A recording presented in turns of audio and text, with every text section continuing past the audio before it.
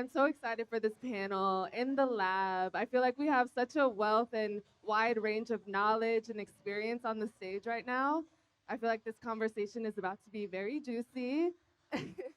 We have Hair by Susie, Susie Oludele, Kirsten, who is a scientist, formulator for Mielle, Dr. Brandy, a pharmacist, content creator, all the things. Like, this is amazing. Ladies, let's get into it. I want to hear a little bit about your career journeys, what inspired you to get into the beauty space, and we'll start from there. If you want to start, Susie? Sure. Hello, everyone. Oh, no, no, no, no. Hold on. Hello, everybody. Let's go. Okay. Well, my name is Susie Oludeli. I'm the owner of Hair by Susie. I'm a creative celebrity hairstylist. I love making people feel beautiful. I started doing hair when I was young. I'm Nigerian. Parents was like, yeah, shout out to Nigeria. And then parents were like, yo, you got to be a lawyer. And I'm like, no, actually, I'm going to be a hairstylist. But yeah, I've done Solange, Zoe Kravitz, Beyonce, Chris, so many amazing people, but I really, really get enjoyment from making people feel beautiful from the inside out. Absolutely. Incredible. Yeah, you've done all the girls, like lemonade braids, all the things. Yes, and That's Kirsten? perfect. Yeah, I'm looking to get in your chair soon. Now we gotta set that up. I need some of these beads. But first, just want to say thank you so much for this opportunity. It's been so many beautiful faces. Love seeing all of our mavens and our mavericks here. But for me, being in the science space, I've always been super inquisitive. Always love to ask why. To my parents' dismay, because things always needed to make sense. And so I'm a big why person, just in general in life. But then as I've grown older, really wanting to learn like how to express myself, how to learn how to take up space and things of that sort. Hair has been it's been an integral part of that journey. And so now being able to combine like my love for just like knowing more and then combine that with hair and being able to dispel myths and bring more resources to our community, that really gives me passion. So Incredible. Dr. Brandy? Yes, so my journey into beauty is a little bit untraditional. I'm a pharmacist by trade, and I stumbled into content creation. It was, like I said, it wasn't anything I planned to do. I happened to post a video on TikTok. I woke up the next day, and the video was viral. And for 2 years, I've been educating my audience on everything science backed as it pertains to hair, leveraging my background as a pharmacist and being able to communicate that information to them. So, yeah. Amazing. So incredible. Just waking up to a viral video, I feel like that's It, a crazy feeling, I'm it, sure. it was scary. I was like, oh. But I think that's a testament, and all of you, a testament to your authenticity. It's like it resonates with people, so you're doing something right for sure. And then to all the speakers, in one sentence or more, doesn't have to be one actually. I would love to hear maybe what's a myth about the beauty industry that you feel people might not understand about your respective paths that you want to bust today and talk about. Susie? Okay. Let me ask. So you're saying like, what can people know about being in the beauty industry? Yeah, that you maybe think they misunderstand, maybe something they think is glamorous but is actually not, for example. Okay, so I feel like a lot of people in the beauty industry, or even people that's coming into the beauty industry, they think that things happen overnight, and it really doesn't. Like, I remember when I first started doing hair, literally on my birthday, I'll be doing hair all day till like 2 a.m. It's not healthy, right? But the grind, literally, I was like, I told myself I'm the greatest hairstylist in the world. And at that time, I had a hole in my ceiling. I had no hot water. Life was looking not promising. And I would say, I'm the greatest hairstylist in the world. And people would look at me like, girl, figure out your house situation. But I'm like, no, like, I don't care. I believe in myself and I believe what God told me. So I feel like when you have faith and you have that understanding of where you're going, it's not easy, but it's not gonna be as hard because of your mentality. So I feel like a lot of people think like it's just overnight success, like wow, you made it, and it's like no, you constantly have to keep building and keep growing yourself. And sometimes things, you meet someone and someone connects you to someone, and then boom, your life changes. I also feel like, one thing I feel like more people in the beauty industry need to understand is literally your content is power. You know what I'm saying? Like taking videos, even if you get 2 likes on your video, take it, post it. It doesn't matter, because at the end of the day, you never know who's watching. Those 2 people that looked at your video, one of them is about to change your life, right? So I feel like a lot of people going in the industry need to know that, okay, your content is power, believe in yourself, don't give up, and things don't happen overnight, and everything will work out. Absolutely. Very inspiring. I feel like people need to hear that. Even when things are going the way you think it should, having that self belief, that blind faith gets you very far. So thank you for sharing that. And Kirsten, what about you? Yeah, for me, entering beauty from the science space, I think one of the things is that beauty doesn't look the same way to everybody. The way that you can enter into the beauty space, like everyone has their own different path, whether it be being a hairstylist or being an editor or, posting a viral video and, connecting your science to your love for beauty. Like there's so many different ways in and just learning to figure out like where is your pathway in and capitalizing on that, making the moment, making the most of the opportunities. And you put one step in front of the other, doors open up. Like if you're authentically yourself and really taking up space. And honestly, even for me, that's been something that like I've learned over my journey of like, okay, I am a hair scientist. But then you walk into a space and it's like, but I also love fashion and I love hair and I love nails and I can be all of these things. And being all of those things has now ended me up on the stage with such beautiful women. So yeah, that's definitely what I'd say. Exactly. Don't put yourself in a box. You can do it all and do it well. So I love that. And Dr. Brandy? Yes, so I think one of the things that people misunderstand is that being in the beauty space, you're not always going to get it right the first time, and you constantly have to be a student. One thing I always tell people is science evolves, and because it evolves, you have to sometimes change your approach to things. So I might tell you 2 months ago, use this product, and I come back and I say, actually, there's new research that supports there may be something better for you. So you really have to understand that you have to kind of dedicate yourself to the space. It's not something that happens overnight, and you have to be willing to learn and to kind of work that muscle at all times. Absolutely. That's a great point. And actually, off of that, Dr. Brandy, staying with you, you have a pharmacy background. So your approach to hair care, content creation, etc., is beyond just aesthetics and looking great.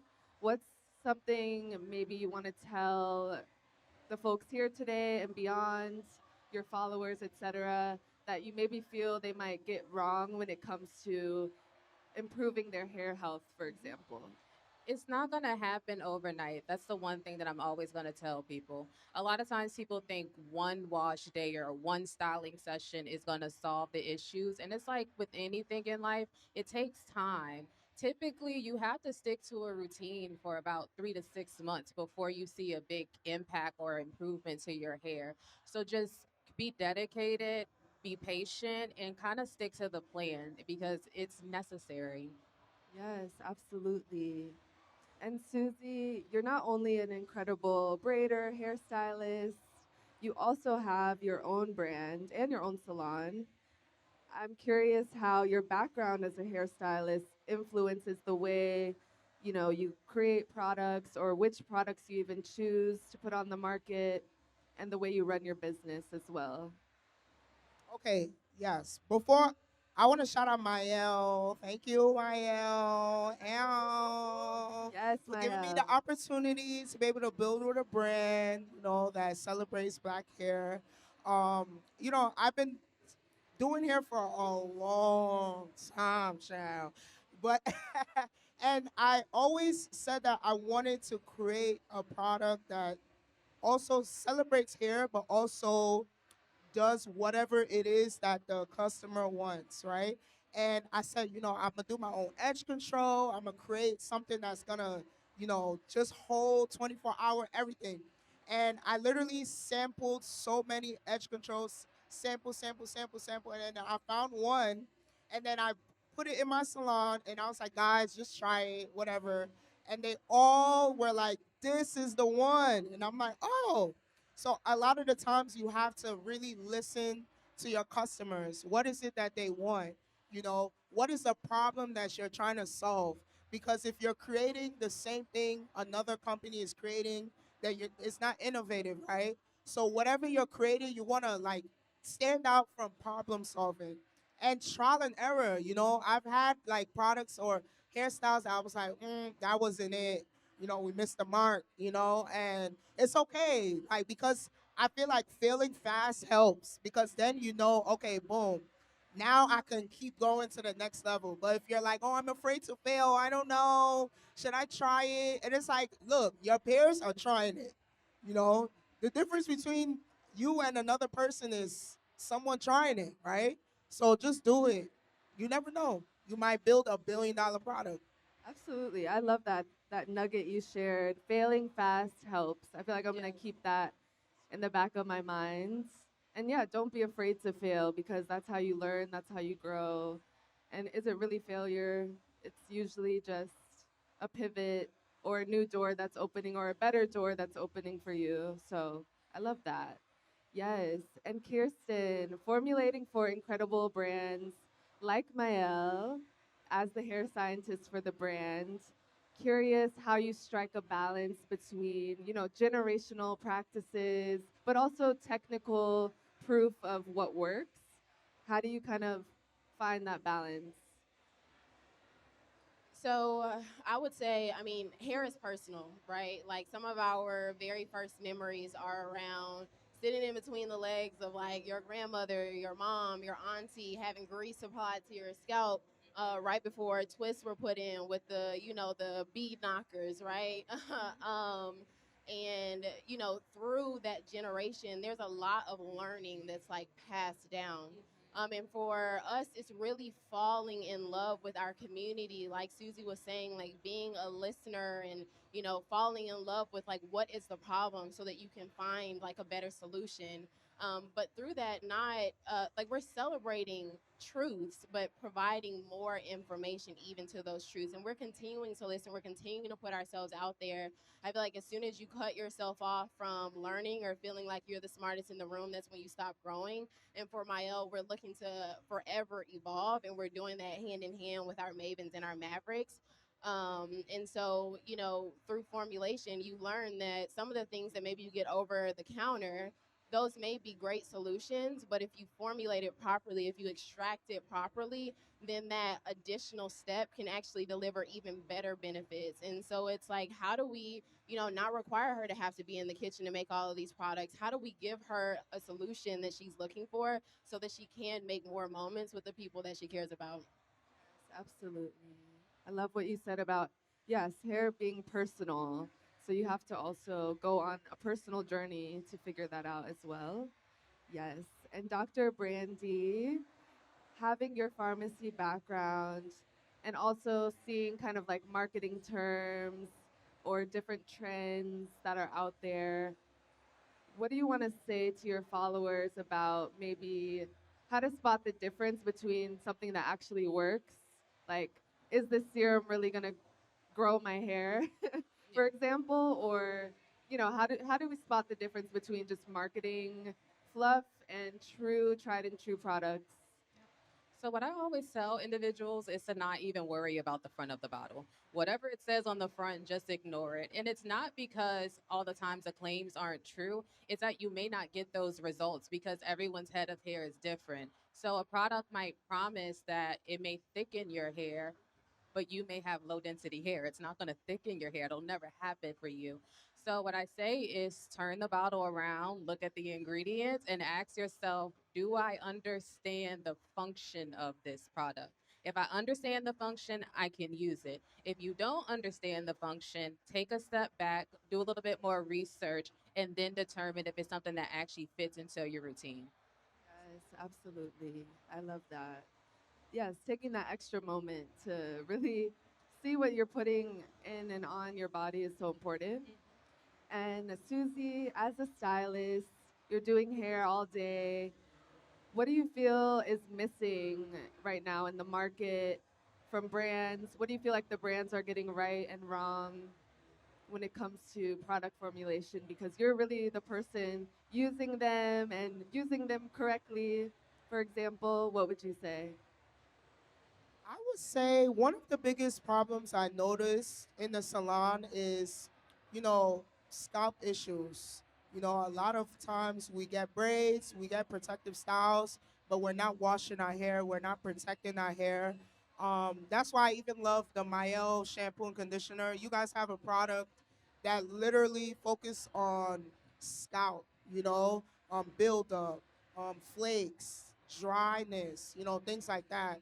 You know, I feel like a lot of the products that are coming up, we need to go back to the basics. We have too many things going on. It's like, oh, it smells good, but does it work? So I feel like more companies need to focus on the scalp health and less of how it looks and more like, okay, how can we solve this problem with the scalp? Because it's a lot. Like I see it a lot. Yes, absolutely. Yeah. And your scalp is really the center of your hair health, which actually is a perfect segue because Kirsten, I was going to ask you about the role scalp health plays in healthy hair and what you're doing as a scientist to sort of promote um, hair health from that end on the back end as well. Yeah, that was actually a perfect segue. So shout out to you, Susie. Right. And that scalp shampoo you were talking about, that's lavender and lychee. We can talk about that a little bit more over at the booth. Samples are being provided. Thank you. But yeah, scalp health honestly is everything, right? There's been a lot of conversation around how frequently should we be washing our hair when it comes to having curly, coily, textured hair. And a lot of the education has been like, you don't want to wash your hair too frequently because it's going to dry out your strands. But the problem with that is then if you're not washing your hair as frequently, then you're having more buildup on your scalp. And that buildup on the scalp over time can make your scalp inflamed. And that inflammation will lead to things like increased shedding. It'll also damage further like the hair that's on your head. And then the hair that grows out is not even as strong as it could be. And so for us, it's, one, educating on how frequently should you be washing your hair. If you're using a lot of oils and butters, you really should be washing your hair like once a week. If you're not using them as frequently, then maybe once every 2 weeks, but like the health is imperative to everything that you do after that. And then if you're worried about dryness, finding those leave-in products that can further help to provide that moisture. So in addition to lavender and lychee, we also have our rosemary and mint collection with our strengthening shampoo. And so, even like Dr. Brandy was saying, it doesn't happen overnight. Like, you need to be applying this routine, washing your hair frequently. And then, after that 3 to 6 months, you'll really see not only a difference in your scalp, but your hair will feel even stronger. Yes, absolutely. I love that. I'm looking at the time and I'm so sad that it's run out because I feel like I want to ask so many more things to all of you. You're all incredible and just gorgeous inside and out, and just honored to share space with you today. Yes, thank you so much. And thank you all for tuning in.